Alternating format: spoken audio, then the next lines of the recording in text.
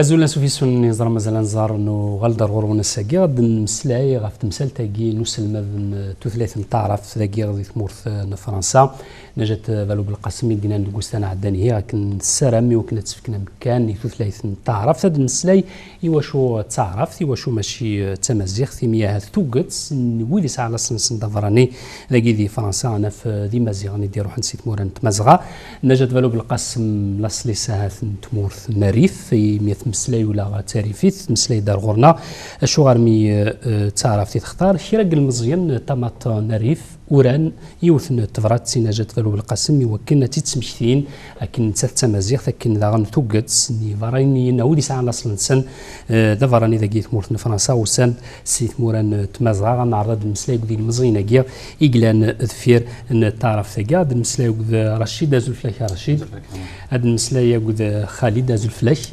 يجوسان سي مارسي يرنا فيريفيت مسلاي عن تقبايلي ما يساوي تقبايلي ثكني لا هاد المسلاي عندنا فكري ازول فلاك هاد نبدو ما تبغي رشيد ستوزل كان امشار ميث صوضن يوكلنا تاروم ثغرات ساقيا غينا جات فالو بالقسم توسام تكون ويا دران وكونن واثنين المزينه كيريفيين يقوران ثغرات ساقيا واه تما ثورات مزوعت مينوفا باللي نجد بالقسم بون مينيستر تاع فرانسيست خدم يتم لا ريفورم قال لا ريفورم يتم زوت السيد في تعرف يتم ليكول بريمير ازغوسي من عاش ونيخ ايمار ازغوسي دي تسن لنا il va falloir que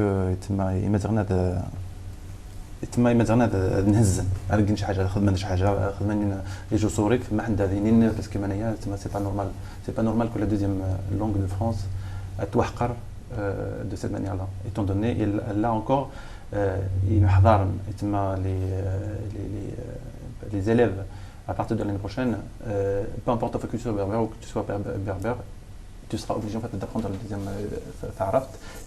Ça veut dire quoi? Ça veut dire tout simplement تما أدارنين دي le processus d'arabisation qui est déjà dans leur pays d'origine, c'est-à-dire le pays d'origine de leurs parents.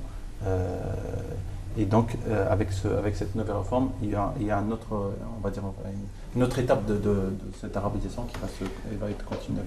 مالولي خالد هاث كني ثورة مدي ثورات ساكيني ثنا ماس نكونيسي مزيغا لدغا تاريفيث نكونيسي مزيغا فرنسا نحوس ما كنت توحقر يمي خطو 30 تمزيغ 30 سنه تمسلاوي دي فرنسا بعد 3 فرانسيست غير تاكرا انا فاكن جات بالو بالقاسم نسمي كيف ديريف تاع 20 من 6 كوسان تساوى لك كي ثاريفيتي من ولا تتساولد غير تاكرا ميثو غالتسان غلاف تختارني وكنا تسلم تعرف.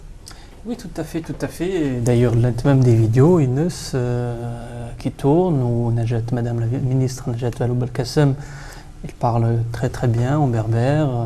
Il y a une qui tourne je pense que d'un Yenayer, la célébration de l'an berbère, qui se montrait carrément, qui était pro-berbère et il s'affichait en fait pour la cause imazighen. Tout d'un coup, on se retrouve surpris par l'annonce de l'enseignement ta'araf. Et après, le cadre, on parle aujourd'hui d'enseigner l'arabe en France. Pour qui? Est-ce qu'il y a réellement une demande? Pourquoi?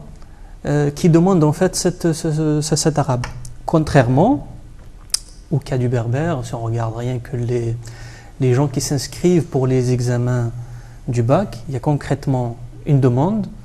Les gens ils passent un examen sans préparation, ils savent que il n'y a pas d'avenir dans ce berbère, bon, je veux dire par rapport à l'état actuel, parce qu'il n'y a pas d'avenir. Il n'y a pas de CAPES, pas de fonction pour le berbère, je veux dire, c'est un peu la politique française.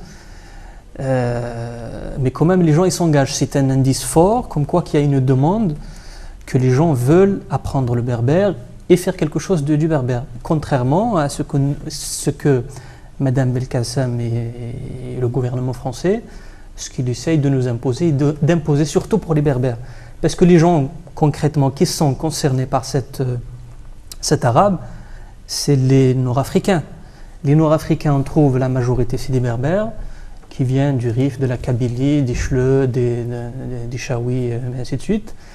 Et des arabophones. Les arabophones, c'est des gens qui pratiquent le dialectal plutôt. Ce n'est plus ce qu'on veut, leur apprendre dans les institutions françaises. ايوا بوركوا تختار مي وكنا ستاروم ثغرة ساكير خاطر كون يدير فينا تنسى تعريفي يسينا كيكون ودي مازيغان تحل فم الى د الخصاص pourquoi donc vous avez décidé de lui écrire cette lettre واش تختار ما ستاروم نختار هذا سناري نجاة بالقاسم ما حدا سنين ذا شتم الزواروت ميمي غتصغى انت تلقى لو بلان يجيجان يتخصين غنشنين اون طونك جيشي اون طونك يريفان وها ولكن اون طونك يمازيغ مره مابقاش افريقيه يعني توت لافريك ديالنا يمازيغ ذي خضار ثاني تقطع عرف منايا يتوشاين غنشنين منايا غادي نسن يجن لو بلان دارابيزاسيون كيثمور يتوك لارجومون لو خداني تيجن لو بلان دارابيزاسيون باش اغابيزي تو سكي لو ريست شنو نختار مين تقامو وذكا لو بلان ناقص برا شان ديسكسيون برا شان ديباغ لا سوسيتي سيفيل امازيغ نسناقات لارجومون ذاني تاكي فرنسا برا ما تخزار مينوت زوني ودانا برا شان حاجه تسمى ديريكت اتس امبوزي ريجن تمساش شن ثاني تا نسحو ونقبل شمانيا وثيق برحد اماكن ديري فيا فعلا نسي لينيسياتيف باش هذا سناري نجاة بالقاسم سنين تقدم قوا وقصبوش لو سونس منايا غير دارينا ادارنا وثنقبرشا وثنقبرش هذه وثنقبرش هذا ثاني وثنقبر عماس نسي لينيسياتيف نتاريس نقرر ونسنا منايا وثنقبرشا مرنا الزوان الصغار اوار توتلي تيمات مازيغ اسن الصغار في مازيغ ايفيدامون ومنايا ديسكوتابل كي مازيغ مره ونزم عرشا خاص نجي نحاجت زي سنج هذا رشيد En fait, tout ça, ça se résume dans deux mots. C'est un sentiment de responsabilité. Je pense que tous les groupes linguistiques, que ce soit des Iqbaliyin, Sherhiyin, Yerifiyin, Ishawiyin, tout ça, on a un sentiment de responsabilité. Voilà. Si on avait ça, en fait, on aurait changé complètement la donne. Mais malheureusement, je dis malheureusement, en fait, on n'est pas encore arrivé à ce niveau de sentiment de responsabilité, ce qui fait que au jour d'aujourd'hui, en fait, il y a un ministre et de plus encore, ce qui est pire encore, c'est une réforme, bien sûr, une réforme pour l'arabisation, pour intégrer l'arabe dans le processus scolaire. Et là, c'est encore, voilà. Donc nous disons, en fait, l'initiative, c'est une initiative citoyenne. Nous disons, nous sommes ici, nous habitons en France, nous vivons dans ce pays. Ce pays-là, on le connaît, c'est pas nous qui le disons, c'est un rapport officiel qui dit comme quoi le Tamazirt, donc toute région confondue, c'est la deuxième langue de France et ça fait partie des langues de France. Donc, ceci dit, on a d'un côté un rapport officiel qui dit une chose et une réalité, qui décrit une réalité, qui est tout à fait objectif. Et voilà. Et de l'autre côté, en fait, on a un gouvernement qui se comporte d'une façon un peu contradictoire par rapport à ce que dit, par rapport à la réalité sociologique et là c'est une vraie injustice. Et là j'appelle à titre personnel, mais aussi au nom du collectif des Réfins de France, en fait j'appelle tous les Amazirs d'exercer une pression, d'agir, d'être présent, parce que en fait notre ennemi, c'est quoi notre ennemi? Notre ennemi, c'est le vide. S'il y a un vide, forcément, il y aura ce genre de choses. S'il n'y a pas de vide, s'il y a des contestations, des pressions, des gens, toutes catégories confondues, que ce soit des professeurs, des universitaires, des chercheurs, des artistes, des militants tout court, ils agissent et font des initiatives, je suis sûr et certain, 99%, qu'il n'y aura pas ce genre de choses. Mais... Surtout, je rajoute un point, en fait, concernant cette histoire qu'ils veulent enseigner l'arabe. En fait, on ne mesure pas le danger de cet acte qui est pris par Madame la Ministre, j'imagine que c'est le gouvernement. Parce que le fait d'enseigner l'arabe, si vous regardez bien, ce phénomène de Daesh, de l'islamisation, au jour d'aujourd'hui, s'accentue en Afrique du Nord, où les gens qui sont d'origine d'Afrique du Nord. Pourquoi? Un certain temps, les Berbères, ils étaient... si on peut l'appeler comme ça, il y avait un islam berbère. Qui est tolérant, contrairement aujourd'hui, depuis que ces États ils ont imposé l'arabe classique, les gens ils ont un outil d'accéder en fait à cet islam dur, cet islam des Omeyyades, cet islam terroriste si vous voulez. On essaye de ramener cet islamisme d'Afrique du Nord, d'enseigner à ces jeunes qui sont perdus, déjà au niveau identitaire ils sont perdus, c'est ces berbères. Donc on va plus en fait accentuer ce phénomène d'islamisme en enseignant l'arabe. Mais en même temps, le gouvernement, c'est ce qu'il dit. Il dit justement, oui, on veut enseigner l'arabe pour que l'arabe ne soit pas enseigné dans les mosquées. Pardon, sur ce point-là, pour que l'arabe soit enseigné dans la mosquée, soit enseigné ou pas à la mosquée, c'est la parole du gouvernement pour faire passer ces trucs. C'est plus l'attachement. Ils veulent nous coller, nous les Africains, les Nord-Africains et les Berbères, ils veulent nous coller encore plus, ils veulent nous attacher encore plus au Moyen-Orient. Et ça, c'est contre la géographie, contre l'histoire, contre nous-mêmes. Si on parle d'ici, comme il dit notre Khalid, les Berbères sont vraiment, il y a une grande majorité qui est perdue identitairement. On est bien d'accord. Donc, pour lui faire conscience, pour lui enseigner des choses, il faut l'enseigner dans sa langue natale. Enseigne-le, montre-le qu'est-ce qu'il est. Il est des rêves, il est des Kabylie, de machin, il est nord-africain, berbère, avec une histoire, avec une identité, avec ça, avec plein de trucs. Et avec l'enseignement de l'arabe, on coupe avec tout ça. On coupe les liens historiques, culturels, au niveau de tout des Berbères avec leurs trucs. Donc, on les attache au Moyen-Orient. Cette langue arabe en France, qu'est-ce qu'elle va apporter en France qu'on va leur ajouter? Les gens, ils vont étudier, comme il a dit, l'islam des Umayyads, ils vont étudier le patrimoine des anciennes, ils vont plus se rattacher au Moyen-Orient, plus que l'Afrique du Nord. Donc ça... Juste un point, en fait, je reviens un peu sur ce que tu disais, comme quoi que c'était l'argument pour éviter les mosquées. On n'a qu'à inviter ces gens, en fait, ce gouvernement, d'aller voir au niveau des universités françaises, ces gens qui poursuivent des études arabes ou islamiques, le contenu de leur mémoire, qu'est-ce qu'ils soutiennent. Ils n'ont qu'à voir que quand même, il n'y a que des sujets qui sont liés à ce phénomène d'islamisme. Ils n'ont qu'à aller voir. Moi qui est étudiant quand même à l'université d'Aix-en-Provence, dans un master qui s'appelle monde musulman arabo-amito-sémitique, quand je regarde en fait les mémoires de mes collègues dans cette branche, c'est que des sujets qui sont liés à cet islam dur et il n'y a rien de ce qu'on essaye de nous faire comprendre. Ça n'a rien à voir avec ces idées du gouvernement. C'est toujours en fait, quand on vient étudier l'arabe, il n'y a pas d'autre argument que parce que moi je veux être plus musulman, je veux accéder à l'islam originel. Et c'est le danger, c'est là où ça se trouve. On les invite à aller voir le contenu de ces mémoires, de leurs recherches et du reste. Dans la Rachid, sinon je voulais qu'on aborde un autre point, vous le dites aussi dans la lettre. Aujourd'hui, avec tout le manque qu'il y a au Maroc et en Algérie, la langue elle est officielle. Aujourd'hui, on ne peut pas trouver d'excuses en France, comme on le disait avant, la langue n'est pas reconnue dans les pays d'origine pour qu'elle soit enseignée. Aujourd'hui, cet argument ne tient plus la route. Oui, effectivement. Oui, il faut savoir aussi que les États pris séparément, que ce soit l'État algérien ou l'État marocain, surtout l'État marocain, je n'ai pas entendu parler de l'État algérien comme quoi ils envoient une mission éducative en fait c'est-à-dire des professeurs, des maîtres, des enseignants de l'arabe qui viennent.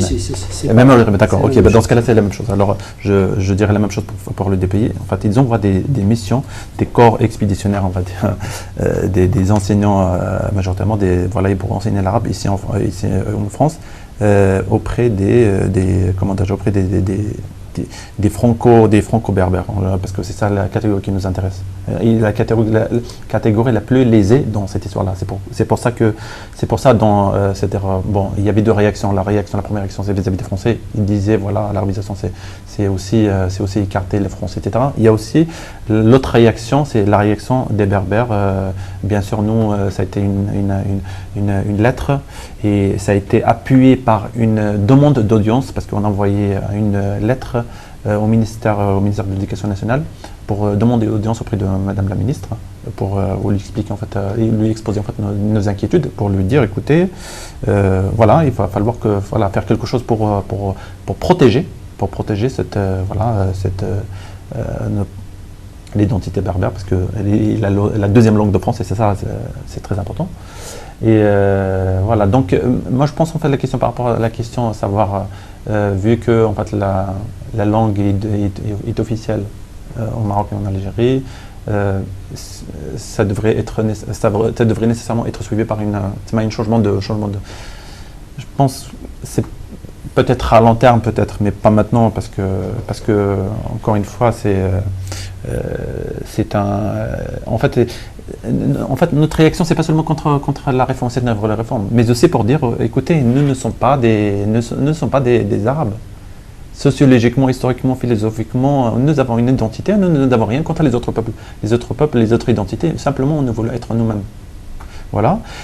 Donc, c'est pas simplement contre cette réforme, mais aussi à travers cette réforme, nous disons aussi à l'opinion publique qu'il faut savoir aussi que les journalistes, les intellectuels, etc., utilisent cette terminologie d'arabe, à savoir l'Afrique du Nord est égale arabe, égale comme partie du monde arabe. Nous nous soulevons contre cette conception des choses, contre cette terminologie qui creuse de l'intérieur, qui est journalistique.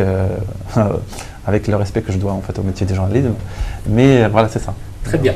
Oui, effectivement, en fait, concernant cette histoire d'officialisation du berbère dans le Maroc et en Algérie, c'est vrai qu'à un certain temps, les Français essayaient de ne pas nuire et nous disaient que dans vos pays en Algérie, au Maroc, le berbère n'est pas officiel. Nous, on ne peut pas le prendre en charge.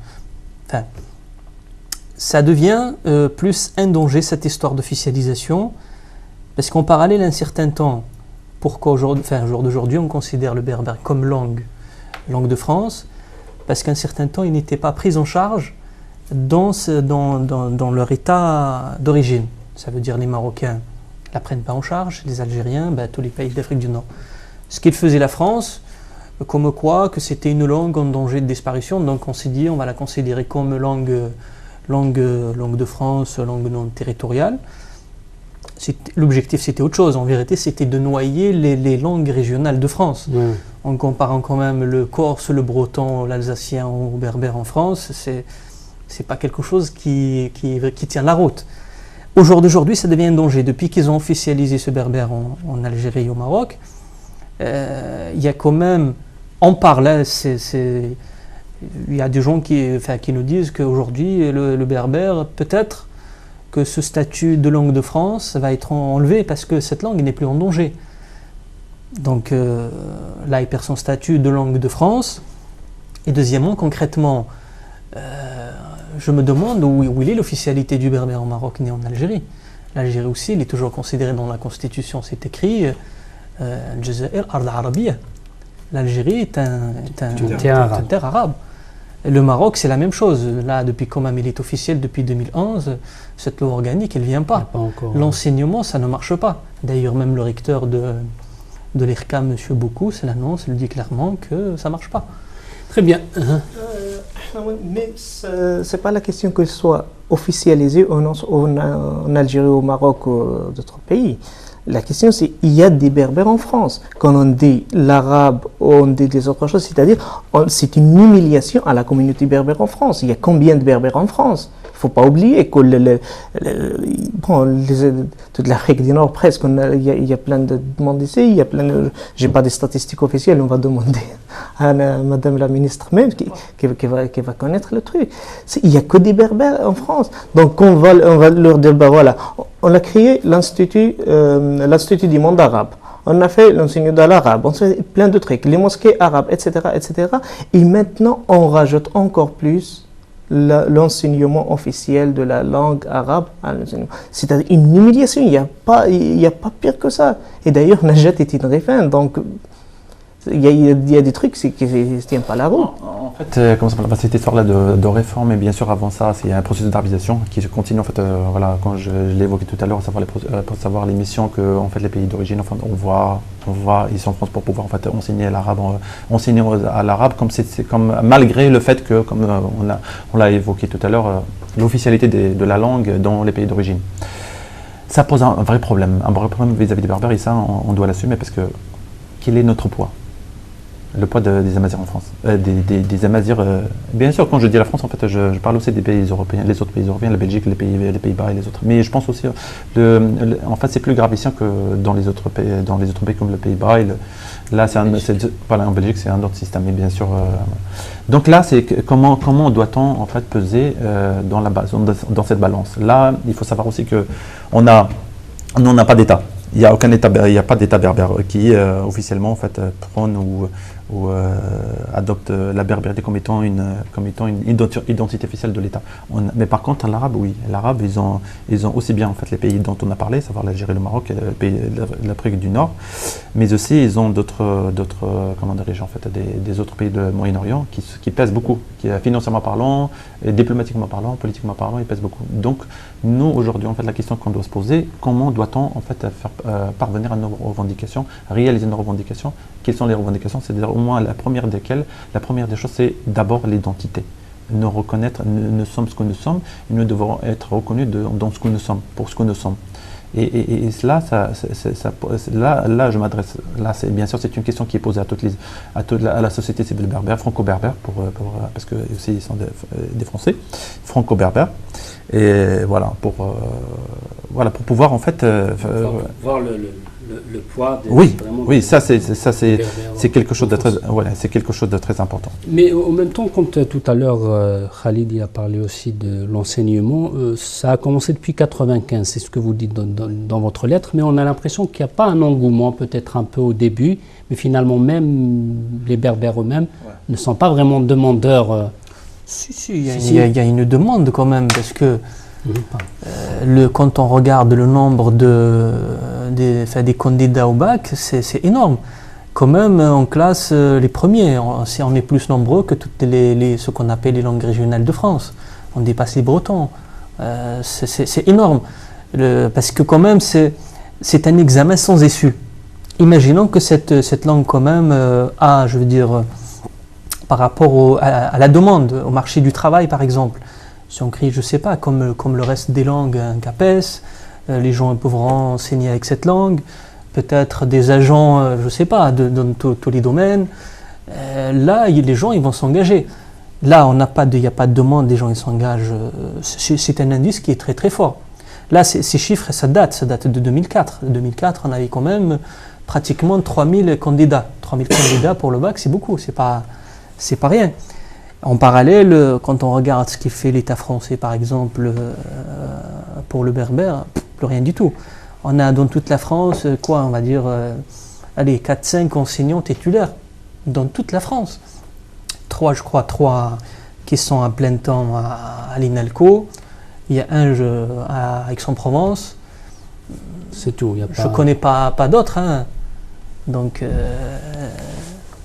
Comment faire aujourd'hui pour maintenir justement la mobilisation? Vous m'avez dit que vous avez écrit une lettre pour demander audience. Qu'est-ce que vous allez faire donc ces jours à venir? Et j'imagine vous appelez tous les Amazirs à se joindre à vous. On va faire un dernier tour de table. On appelle tous les Amazirs de France, surtout les Amazirs de France évidemment, pour déjà qu'on soit unitaire, solidaire, etc. On a écrit une lettre. Peut-être on va redemander l'audience, on va redemander les autres choses. Et pourquoi pas en collaboration avec les autres Amazirs ici en France. On a pris l'initiative en tant que collectif des RFA en France. Pourquoi pas avec les autres, on va faire des actions sur terrain. Il faudrait que chacun a sa place. Oui, effectivement, oui. Moi, je pense, oui. En fait, il faut savoir que aussi, parce que quand on dit en fait le collectif des RFA de France, en fait, c'est un collectif formé par des franco-rifains ou ici Amazirs en France ici, mais ici on est appuyé par des soutiens, on a des soutiens en Belgique qui est francophone aussi. Et en Belgique, il y a pas mal qui sont très sensibles à cette initiative-là. C'est une petite initiative. J'espère en fait que ça va aboutir. Mais bien sûr, il faut savoir aussi que d'autres il y a pas mal d'initiatives qui ont été faites par les organisations Amazirs, Congrès mondial Amazir. Il y a des personnalités qui ont envoyé à titre individuel des lettres de contestation, lettres de demande d'explication par rapport à ce retard-là vis-à-vis de l'enseignement des berbères. Bon, là, ça concerne tout le monde. Hein. L'union fait la force et je pense que ce genre de choses, personne, enfin, individuellement, ça peut pas, c'est impossible. Donc il faut qu'il y ait une espèce de synergie, il faut qu'il y ait une espèce de regroupement autour d'un seul objectif. On a un seul objectif, c'est la réhabiliter en fait Mazirt et l'identité berbère des Français. Oui, effectivement, il faut dire que concrètement, en France, il y a une demande du berbère. Il y a l'élément démographique, je pense qu'on dépasse les 2 millions. Si vous regardez le nombre de berbères à Paris, probablement qu'il dépasse la population de l'Hoceima ou d'Agadir ou de Tizi Ouzou. C'est fort possible. Et la demande, quand même les politiques qui sont très très conscients de ce fait, on se rappelle pendant la période électorale le déplacement de Hollande à Marseille pour dire Azoul à tout le monde, le déplacement de Nicolas Sarkozy au Centre culturel berbère aussi. Il y a tous les éléments. Après, il y a, comme je disais, la demande, les berbères, ils veulent apprendre leur langue, ils veulent quand même garder cet attachement à leur culture, à leur histoire. Ils veulent aussi qu'on ne soit pas taxé d'arabe. On n'accepte pas cette en fait, assimilation. On ne veut pas être autre chose que ce qu'on est, si vous voulez. Donc il y a tous les éléments. Même si, comme vous l'avez dit, ce n'est pas quelque chose d'anti-arabe, hein, c'est plus pour la culture arabe et vous n'avez rien à voir avec l'extrême droite et tous ceux qui se lèvent là contre. C'est un cri à l'injustice et là je m'adresse en fait officiellement si Madame la Ministre nous regarde, voilà, d'écouter ce cri d'injustice et de réhabiliter cette identité qui est malmenée, qui est malmenée dans sa terre d'origine, mais c'est aussi malmené en France. Et là, je pense que la France des droits humains ne doit pas accepter ça et de faire en sorte que, au moins d'écouter les Berbères, qu'est-ce qu'ils ont à dire et de ne pas leur imposer en fait une identité, une langue qui n'est pas la leur. La langue arabe, c'est une langue qui est tout à fait respectable comme les autres langues, mais d'abord la nôtre. D'abord, bien sûr, on commence toujours par la nôtre. Et voilà, donc c'est ça, on n'a rien, c'est pas raciste, c'est rien du tout, ça n'a rien à voir avec nous, simplement on demande la réhabilitation de notre identité, de notre...